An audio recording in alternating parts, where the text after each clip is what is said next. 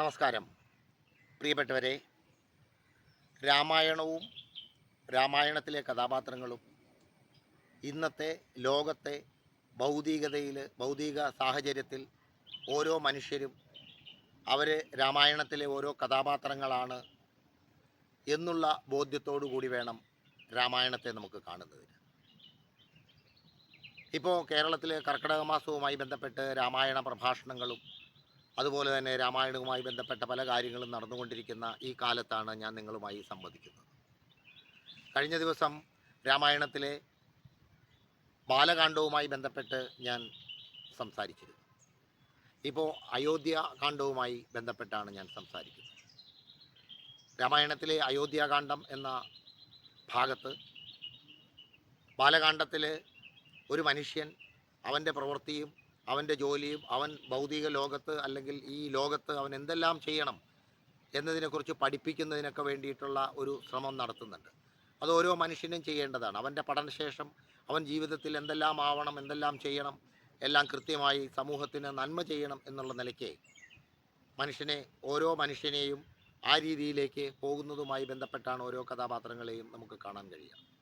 അതിനുശേഷം രാമൻ്റെയും ലക്ഷ്മണൻ്റെയും ഒക്കെ വിവാഹശേഷം അവർ അയോധ്യയിലെത്തിച്ചേരുകയാണ്.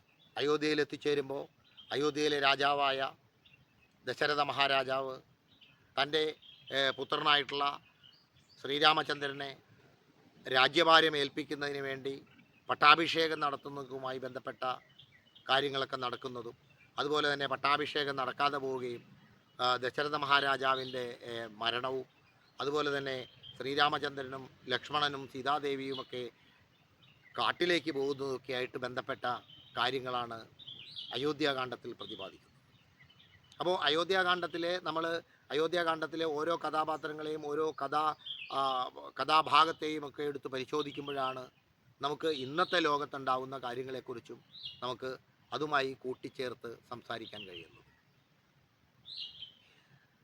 സീതാദേവിയെ വിവാഹം കഴിച്ചു കൊണ്ടുവരുന്ന ശ്രീരാമചന്ദ്രൻ പട്ടാഭിഷേകത്തോടുകൂടി അയോധ്യയിലെ രാജാവാകുന്നു എന്നുള്ള നിലയ്ക്ക് ആ കാര്യങ്ങളിലേക്ക് പോകുമ്പോഴാണ് നാരദ മഹർഷി, അയോധ്യാകാന്ഡത്തിൽ തുടക്കത്തിൽ തന്നെ നാരദ മഹർഷി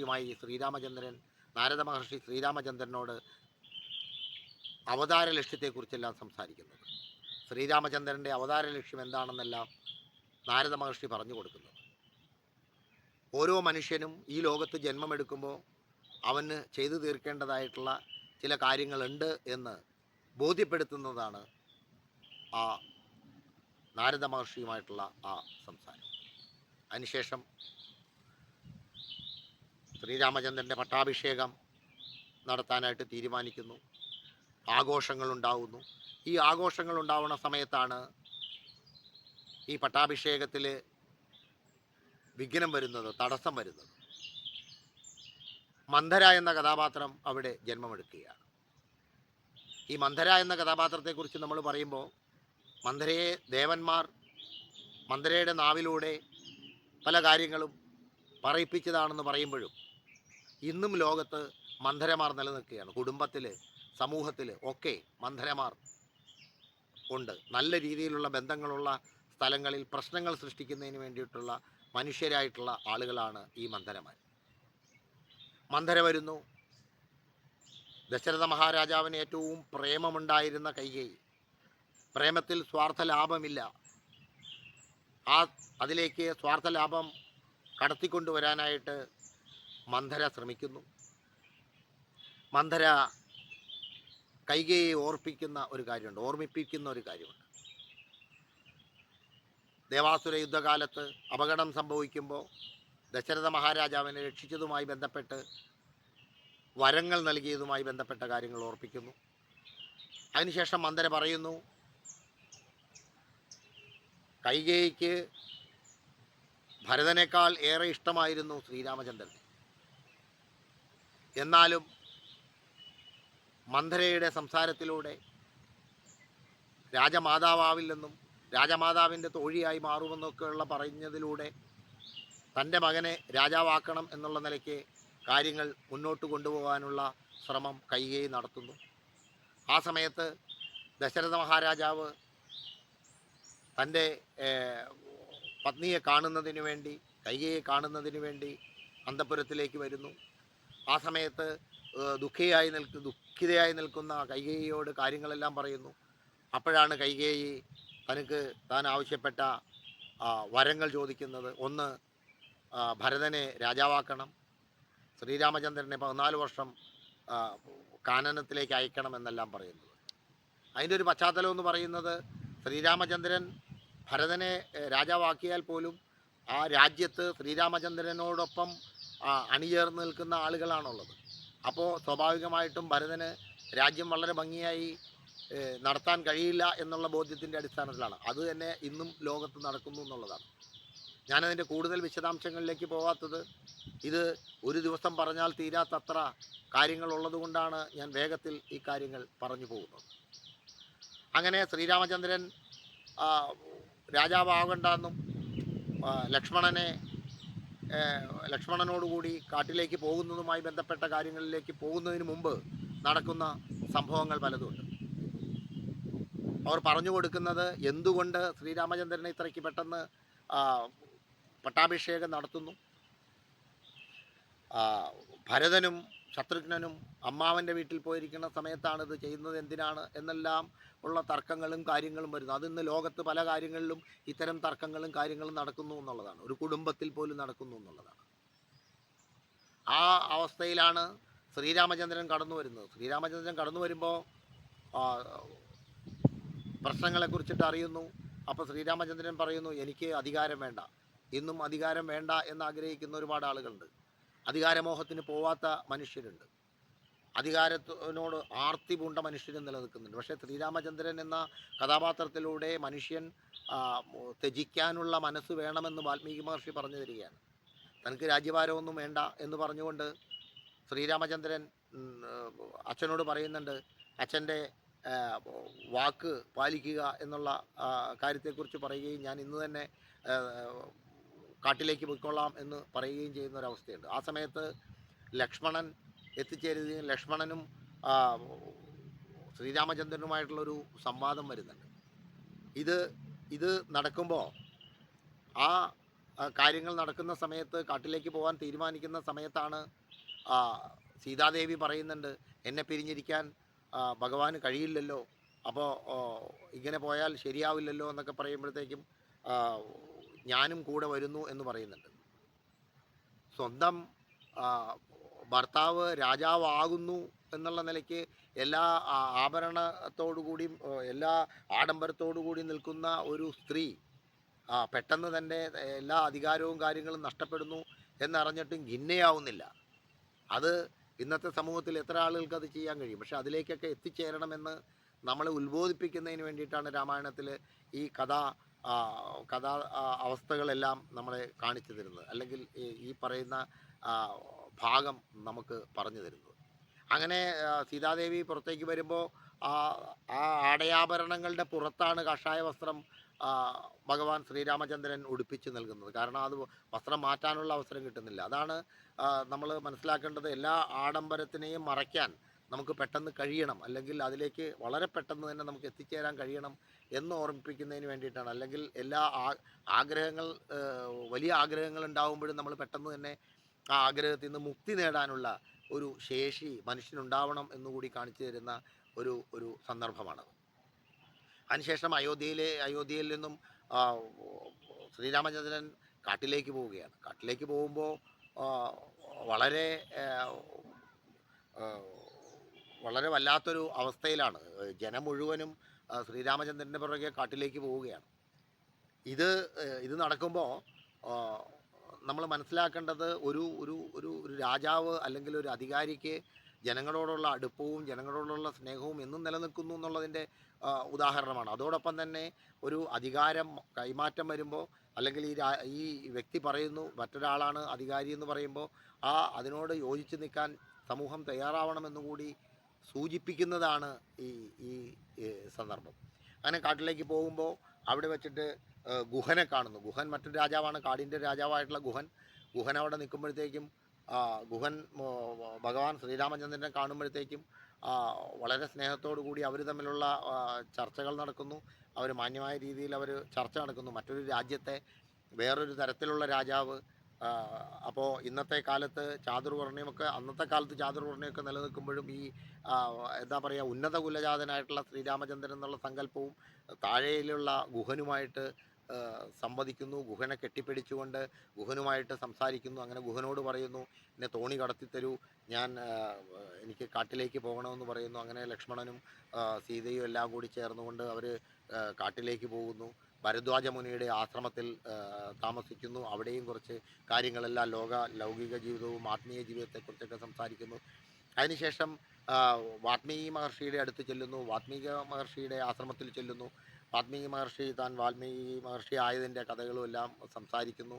അതെല്ലാം ഇന്നത്തെ ലോകത്ത് നടക്കുന്ന കാര്യങ്ങളുമായി ബന്ധപ്പെട്ട് നിൽക്കുന്ന ഒരു ഒരു സംഭവമാണ് എന്നുള്ളത് കൊണ്ട് അതിനുശേഷം ആ, ചിത്രകൂടാചലത്തിലേക്ക് പോകാനും അവിടെ പർണാശ്രമം ഉണ്ടാക്കുന്നതിനൊക്കെയുള്ള കാര്യങ്ങളൊക്കെ ആയിട്ട് ചർച്ച ചെയ്യുകയും അത്തരത്തിലേക്ക് പോകുമ്പോൾ ഇതിൻ്റെ മറ്റൊരു ഭാഗം അയോധ്യയിൽ നടക്കുന്നു എന്നുള്ളതാണ്. അയോധ്യയിൽ പുത്രദുഃഖത്താൽ ആ, ഓ, ദശരഥ മഹാരാജാവ് ദുഃഖിക്കുന്നുണ്ട്. അപ്പോൾ ആ ദുഃഖത്തിൻ്റെ അവസ്ഥയിലും ആ, ഓ, നമ്മുടെ കൗസല്യ പറയുന്നുണ്ട്, ഈ കൈകേയിയോടുള്ള രാജാവിൻ്റെ അമിത സ്നേഹം കൊണ്ടാണ് ഇതൊക്കെ സംഭവിക്കുന്നതെന്നൊക്കെ പറയുന്നുണ്ട്. ഒരുപാട് ചർച്ചകൾ നടക്കുമല്ലോ ലോകത്ത്, നമ്മുടെ പല കാര്യങ്ങളും പല സംസാരങ്ങളും നടക്കുമല്ലോ. അപ്പോൾ ആ തരത്തിലുള്ള സംസാരം നടക്കുന്നതായിട്ട് വേണം നമുക്കതിനെ കാണാൻ. അപ്പോൾ ദശരഥ മഹാരാജാവ് പറയുന്നുണ്ട്, ഒരു ഞാൻ ദുഃഖിച്ചിരിക്കുമ്പോൾ നീ വീണ്ടും എൻ്റെ മനസ്സിൽ വീണ്ടും വീണ്ടും എന്നെ വേദനിപ്പിക്കുന്നത് എന്തിനാണ് എന്നെല്ലാം ചോദിക്കുന്നൊരവസ്ഥയുണ്ട്. ഇന്നും ലോകത്ത് അത്തരത്തിലുള്ള കാര്യങ്ങൾ നടക്കുന്നു എന്നുള്ളതാണ് നമ്മളിതിൽ നിന്നും മനസ്സിലാക്കേണ്ടത്. അപ്പോൾ അവിടെ വച്ച് ഖിന്നനായ ദശരഥ മഹാരാജാവ് അപ്പോൾ ആത്മാവിൽ നിന്ന് ചില ഓർമ്മകൾ നമുക്ക് വരും. നമുക്ക് കൂടുതൽ ദുഃഖം വരുമ്പോൾ നമുക്ക് ഓർമ്മകൾ വരും. അപ്പോൾ ഇതെന്തുകൊണ്ടാണെന്നുള്ള ചിന്തയുടെ ഭാഗമായിട്ട് പറയുമ്പോഴത്തേക്കുമാണ് അദ്ദേഹം പണ്ടൊരു മുനികുമാരനെ വധിച്ചതും ആ മുനികുമാരൻ്റെ അച്ഛനും അമ്മയും ഒക്കെ ശാപം നൽകുന്നതും പുത്രദുഃഖത്താൽ നീ മരിക്കും എന്നൊക്കെ പറയുന്നതുമായി ബന്ധപ്പെട്ട കാര്യങ്ങൾ അദ്ദേഹത്തിൻ്റെ മനസ്സിലേക്ക് വരികയൊക്കെ ചെയ്യുന്നത്. അത് ഇന്നും ലോകത്ത് പല കാര്യങ്ങളും നമ്മൾ നമ്മൾ ചില കാര്യങ്ങൾ ചെയ്തതിന് ശേഷം നമ്മുടെ മനസ്സിലേക്ക് പല കാര്യങ്ങളും ഓർമ്മയിലേക്ക് എത്തുന്നുണ്ട്. അങ്ങനെ മഹാരാജാവും മരിക്കുന്നു. മഹാരാജാവ് മരിച്ചതിന് ശേഷം അദ്ദേഹത്തിൻ്റെ അദ്ദേഹത്തിൻ്റെ ആ, മഹർഷി അത് അതിനുള്ള കാര്യങ്ങളെല്ലാം, അതിൻ്റെ സംസ്കാര കാര്യങ്ങളെല്ലാം ചെയ്യുന്നതിനുള്ള പ്രവൃത്തികളും കാര്യങ്ങളും ചെയ്യുന്നു. ആ സമയത്ത് ആ, ആ, ഭരതനും ശത്രുഘ്നനും അവിടെയില്ല. ആ അതിവേഗതയിലുള്ള വാഹനത്തിൽ കൊണ്ടുപോയി അവരെ വരുത്തൂ എന്നാണ് പറയുന്നത്. അതിവേഗതയിലുള്ള വാഹനത്തിൽ, അതായത് അതിവേഗതയുള്ള കുതിരകൾ ആയിപ്പോയി അവരെ വളരെ പെട്ടെന്ന് കൊണ്ടുവരൂ എന്നാണ് പറയുന്നത്. ഇന്നുണ്ടല്ലോ നമ്മൾ എന്തെങ്കിലും ആശുപത്രിയിലോ മറ്റു കാര്യങ്ങളോ എത്രയും പെട്ടെന്ന് അവരെയൊക്കെ വരുത്തണമെന്നൊക്കെ നമ്മൾ പറയില്ലേ. ഫ്ലൈറ്റിലാണെങ്കിൽ ഫ്ലൈറ്റിൽ വരട്ടെ എന്നൊക്കെ പറയുന്ന രീതിയിലുള്ള കാര്യങ്ങൾ ചെയ്യുകയും അവിടെ നിന്നും തിരിച്ചു വരികയും ചെയ്യുന്നു എന്നുള്ളതാണ്. അങ്ങനെ തിരിച്ചു വരുമ്പോഴാണ് കാര്യങ്ങളിൻ്റെ പന്തികേട് മനസ്സിലാവുന്നത് എന്താണെന്നൊക്കെ ഉള്ളത്. അങ്ങനെ ഭരത കുമാരൻ വരുമ്പോൾ ഇത് കാണുമ്പോഴത്തേക്കും ഭരതനും ഈ പറയുന്ന തനിക്ക് അധികാരം കിട്ടുന്നതിന് വേണ്ടി മറ്റുള്ള ആളുകൾ നടത്തിയ കുതന്ത്രങ്ങൾ, പ്രത്യേകിച്ച് തൻ്റെ അമ്മ നടത്തിയ നീക്കങ്ങളെല്ലാം അത് ഇഷ്ടപ്പെടാതെ വരികയും അമ്മയുമായിട്ട് താൻ ഇതുപോലൊരു അമ്മ എനിക്കുണ്ടായതിൽ പശ്ചാത്തപിക്കുന്ന രീതിയിലുള്ള വർത്തമാനമൊക്കെ ഉണ്ടാകുന്നു. അതിനുശേഷം കൗസല്യാദേവിയുടെ അടുത്ത് എന്നിട്ട് പറഞ്ഞു, ഇതൊന്നും ഞാൻ അറിഞ്ഞതല്ല എന്ന് പറയുന്നു. അപ്പോൾ കൗസല്യാദേവി പറയുന്നു, ഇതെല്ലാം എനിക്കറിയാം, നീ അറിഞ്ഞിട്ടില്ല എന്നുള്ള ബോധ്യം എനിക്കുണ്ട് എന്നൊക്കെ പറയുന്നു. അതെല്ലാം ഇന്ന് ലോകത്ത് പല രീതിയിലുള്ള കാര്യങ്ങൾ നടക്കില്ലേ. മന്ദരയെ ഇപ്പോഴും എപ്പോഴും കാണുന്നതാണ് മന്ദരയെ. അപ്പോൾ അതിന് ശേഷം ഇത് മനസ്സിലാക്കിയിട്ട് അപ്പോൾ അച്ഛൻ്റെ ശവസംസ്കാരം കാര്യങ്ങളൊക്കെ നടത്തി കഴിഞ്ഞിട്ട് വസിഷ്ഠ മഹർഷി പറയുന്നു, ഇനി പട്ടാഭിഷേകം അച്ഛൻ നൽകിയ കാര്യമാണ്, അച്ഛൻ പറഞ്ഞതാണ്, അപ്പോൾ അതുകൊണ്ട് പട്ടാഭിഷേകം നടത്തണമെന്ന് പറയുന്നു. അത് പറ്റില്ല എന്ന് പറഞ്ഞുകൊണ്ട് വീണ്ടും യാത്ര ശ്രീരാമചന്ദ്രനെ തേടി അദ്ദേഹത്തെ കൊണ്ടുവരും, അദ്ദേഹത്തെ പട്ടാഭിഷേകം നടത്തുമെന്ന് പറഞ്ഞിട്ട് ഭരതൻ പോകുന്നതും, ഭരതൻ അവിടെ യാത്രയാകുമ്പോൾ ഗുഹൻ തൻ്റെ രാജ്യത്തിലൂടെ കടന്നു പോകുമ്പോൾ ഗുഹൻ ഇത് കാണുകയും, അപ്പോൾ ഗുഹൻ തൻ്റെ പട്ടാളക്കാരോട് പറയുന്നൊരു കാര്യമുണ്ട്, ഇത് ശ്രീരാമചന്ദ്രനെ ഉപദ്രവിക്കാനാണ് ഇവർ വരുന്നതെന്ന് തോന്നുന്നുണ്ട്, അങ്ങനെയാണെങ്കിൽ അവരെ ആക്രമിക്കണം, അല്ലെങ്കിൽ അതിനുള്ള കാര്യങ്ങൾ എടുക്കണം, അതല്ല അനുകൂലമായിട്ട് വന്നെങ്കിൽ അവർക്ക് വേണ്ട സൗകര്യങ്ങൾ ചെയ്തു കൊടുക്കണമെന്ന് പറയുന്നു. അങ്ങനെ വരുമ്പോൾ ഗുഹനുമായിട്ടുള്ള ഒരു സംസാരമുണ്ട് ഭരതൻ്റെ. അപ്പോൾ താങ്കൾക്ക് ആ, രാമനെ കെട്ടിപ്പിടിക്കാൻ അല്ലെങ്കിൽ രാമനെ ആലിംഗനം ചെയ്യാൻ കഴിഞ്ഞത് മഹാലക്ഷ്മിക്ക് മാത്രം കഴിയുന്ന ഒരു മഹാഭാഗ്യമാണ് താങ്കൾക്ക് ലഭിച്ചതെന്നെല്ലാം പറയുന്നു. അങ്ങനെ ചിത്രകൂടത്തിലേക്ക് ചെല്ലുമ്പോൾ അവിടെ ആശ്രമത്തിൽ നിൽക്കുന്നു. ആശ്രമത്തിൽ വെച്ചിട്ട് വളരെ ദുഃഖത്തോടു കൂടി പിതാവിൻ്റെ മരണം അറിയുന്നു, അതിൻ്റെ സങ്കടം അറിയുന്നു.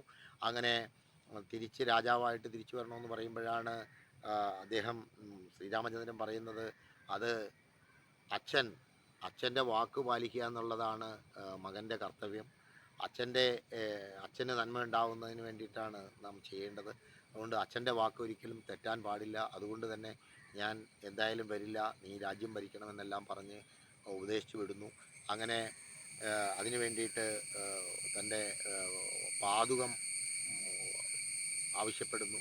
അങ്ങനെ ആ പാതുകവുമായി ഭരതൻ പോവുകയും അതിനുശേഷം ശ്രീരാമചന്ദ്രൻ പറയുന്നു, ഇനി ആളുകളുടെ ശല്യമൊക്കെ ഉണ്ടാവും. കാരണം രാജ്യത്തെ മുഴുവൻ ആളുകളും ശ്രീരാമചന്ദ്രനെ ഇഷ്ടപ്പെടുന്നതാണ്. അവരെല്ലാവരും കൂടി വന്ന് ഇനിയിപ്പോൾ വീണ്ടും തൻ്റെ ആശ്രമത്തിൽ ഇവിടുന്ന് ജീവിക്കാൻ പറ്റാത്ത അവസ്ഥ വരും. അതുകൊണ്ട് അവിടെ നിന്നും ആരണ്യകാണ്ഡത്തിലേക്ക് പോവുകയാണ്. ഇനി അത് കഴിഞ്ഞിട്ടുണ്ടെങ്കിൽ രാമായണത്തിലെ ആരണ്യകാണ്ഡം എന്ന് പറയുന്ന ഒരു ഭാഗത്തിലേക്ക് രാമായണം കടക്കുകയാണ്. അപ്പോൾ നമ്മളൊരു കാര്യം മനസ്സിലാക്കേണ്ടതെന്ന് വെച്ചാൽ ലോകത്ത് ഇന്ന് നടക്കുന്ന എല്ലാ കാര്യങ്ങളുമായി ബന്ധപ്പെട്ടാണ് രാമായണം നിലനിൽക്കുന്നത്. രാമായണം ഒരു ഗ്രന്ഥം എന്നുള്ളതിനപ്പുറത്തേക്ക് ഒരു ഒരു പുരാണ ഗ്രന്ഥം എന്നതിനൊക്കെ അപ്പുറത്തേക്ക് ലോകത്ത് നടക്കുന്ന മുഴുവൻ കാര്യങ്ങളെക്കുറിച്ചും അപഗ്രഥിക്കുന്ന ഒരു ഗ്രന്ഥമായിട്ടും, അല്ലെങ്കിൽ ഓരോ മനുഷ്യനും മന്ദരയിലൂടെ ഇന്നത്തെ മനുഷ്യനെ കാണാം, ശ്രീരാമചന്ദ്രനിലൂടെ ഇന്നത്തെ മനുഷ്യനെ കാണാം, ദശരഥനിലൂടെ കാണാം, കൈകേയിലൂടെ കാണാം, അങ്ങനെ ഓരോ ഗുഹനിലൂടെ കാണാം. നമുക്കറിയാമല്ലോ, ഇന്നും മനുഷ്യൻ അവർണ സവർണ കാര്യങ്ങളെക്കുറിച്ചൊക്കെ സംസാരിക്കുമ്പോഴും അന്ന് പോലും ആ ആ രീതിയിലുണ്ടായിരുന്നില്ല. ദൈവത്തിൻ്റെ അവതാരമായിട്ടുള്ള ശ്രീരാമചന്ദ്രൻ തന്നെക്കാൾ താഴെ എന്ന് പറയപ്പെടുന്ന അങ്ങനെ ഒരു സംഭവം ഇല്ല ലോകത്ത്. മനുഷ്യനെല്ലാവരും ഒരുപോലെ തന്നെയാണ്. അതിൽ ജാതിയോ മതമോ വർണ്ണമോ വർഗമോ അങ്ങനെയൊന്നുമില്ല. എല്ലാ മനുഷ്യരും ഒരുപോലെയാണ്, ഒരേ ശക്തിയാണ് എന്ന് ബോധ്യപ്പെടുത്തുന്ന ഒരു സംഭവവും കൂടിയാണ് ഗുഹനെ കെട്ടിപ്പിടിക്കുന്നതിലൂടെ നമുക്ക്, അല്ലെങ്കിൽ ഗുഹനെ ആലിംഗനം ചെയ്യുന്നതിലൂടെ നമുക്ക് കാണുന്നത്. അപ്പോൾ മനുഷ്യരെല്ലാവരും ഒന്നാണെന്നും എല്ലാ മനുഷ്യരിലും ദൈവികമായ ചൈതന്യമുണ്ടെന്നും നന്മയിലൂടെ മനുഷ്യൻ സഞ്ചരിക്കണമെന്നും ഒക്കെ പറഞ്ഞു തരുന്ന രീതിയിലാണ് നമുക്ക് ഈ അയോധ്യാകാന്ഡത്തിൽ കാണാൻ കഴിയുന്നത്. അപ്പോൾ അയോധ്യാകാന്ഡത്തിലെ ഓരോ ഭാഗങ്ങളും എടുത്ത് പരിശോധിക്കുമ്പോൾ, ഓരോ ഭാഗങ്ങളിലൂടെ കടന്നു പോകുമ്പോഴും ഒക്കെ നമുക്ക് കാണാൻ കഴിയുന്നത് ഇന്നത്തെ സമൂഹത്തിലെ മനുഷ്യൻ അവൻ ചെയ്യേണ്ട പ്രവൃത്തി, ചെയ്യാൻ പാടില്ലാത്ത പ്രവൃത്തി, ചെയ്യരുതാത്ത പ്രവൃത്തിയൊക്കെ ഉപദേശിക്കുന്ന ഒരു സന്ദർഭം നമുക്ക് അതിലെല്ലാം കാണാൻ കഴിയും. അപ്പോൾ അതുകൊണ്ട് തന്നെ രാമായണം എന്ന് പറയുന്ന ഈ ബൃഹത് ഗ്രന്ഥത്തെ അത് ആ അർത്ഥത്തിൽ ഉൾക്കൊണ്ടുകൊണ്ട് മനുഷ്യൻ നന്മയിലേക്ക് നയിക്കാൻ, ലോക സമൂഹം നന്മയിലേക്ക് നയിക്കുന്ന തരത്തിലേക്ക് പോകണം എന്നുള്ളതാണ് വാൽമീകി മഹർഷി അതുകൊണ്ട് ഉദ്ദേശിക്കുന്നത്. അതുകൊണ്ട് തന്നെ രാമായണം പാരായണവും രാമായണത്തിൻ്റെ ഓരോ കഥാപാത്രങ്ങളെയും ഉൾക്കൊണ്ടുകൊണ്ടുള്ള മനുഷ്യൻ്റെ ഈ മനുഷ്യ സമൂഹം ആ നിലയ്ക്ക് വരണം എന്നുകൂടി പറഞ്ഞു വയ്ക്കുന്നു. ഈ അയോധ്യാകാന്ഡത്തിൽ എല്ലാവർക്കും നന്മ വരട്ടെ. ഓം ശാന്തി, ഓം ശാന്തി. ശ്രീരാമ ജയ.